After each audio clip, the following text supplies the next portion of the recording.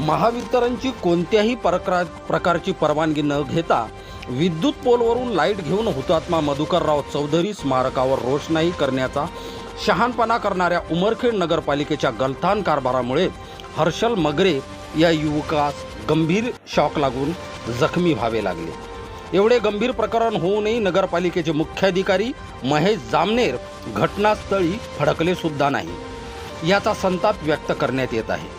महावितरणचे मुख्य अभियंता जैन हे सुद्धा गप्प आहे।